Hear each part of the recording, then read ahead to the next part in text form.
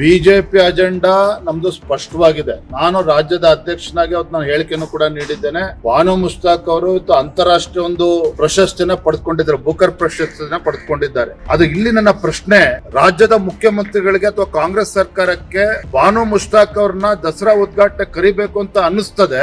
ಆದ್ರೆ ಬಾನು ಮುಷ್ತಾಕ್ ಅವ್ರ ಜೊತೆಲಿ ದೀಪಾ ಬಾಸ್ತೆ ಅವರು ಕೂಡ ಪ್ರಶಸ್ತಿ ಸಿಕ್ಕಿರ್ತಕ್ಕಂಥದ್ದು. ಅವ್ರನ್ನ ಯಾಕೆ ನೀವು ಮುಖ್ಯಮಂತ್ರಿಗಳು ಕರಿಬೇಕು ಅಂತ ಅನಿಸ್ಲಿಲ್ಲ? ನಿಮ್ಮ ಅಜೆಂಡಾ ಏನಾಗಾರೆ ಕಾಂಗ್ರೆಸ್ ಸರ್ಕಾರ ಅಜೆಂಡಾ ಏನಿವತ್ತು? ಹಾಗಾಗಿ ಇವತ್ತು ನಿಸಾರ್ ಅಹಮದ್ ಅವರು ಕೂಡ ಅದನ್ನ ದಸರಾನ ಉದ್ಘಾಟನೆ ಮಾಡಿದ್ರು. ಅದು ಬೇರೆ ಪ್ರಶ್ನೆ. ಇವತ್ತು ಬಾನು ಮುಷ್ತಾಕ್ ಅವರು ನಮ್ಮ ಸಂಸ್ಕೃತಿ, ನಮ್ಮ ಪರಂಪರೆ, ಎಲ್ಲಾ ಆಚಾರ ವಿಚಾರಗಳನ್ನು ಒಪ್ಕೊಂಡು ಮುಂದೆ ಬರ್ತಾ ಇದ್ದಾರೆ ಅಂದ್ರೆ ಅದನ್ನ ನಾವು ಒಪ್ಕೊಳ್ತೇವೆ ಅನ್ನೋ ಮಾತನ್ನು ಕೂಡ ನಾನು ಹೇಳಿದ್ದೇನೆ. ಇವತ್ತು ಕೂಡ even today I stand by my statement. ಆದ್ರೆ ಇವತ್ತು ದಸರಾ ಅಂತಕ್ಕಂಥದ್ದು ಕೇವಲ ಒಂದು ಯಾವ್ದೋ ಒಂದು ಸಾಂಸ್ಕೃತಿಕ ಕಾರ್ಯಕ್ರಮ ಅಲ್ಲ. ಇದು ನಮ್ಮ ಹಿಂದೂ ಸಂಸ್ಕೃತಿ, ಹಿಂದೂ ಪರಂಪರೆ.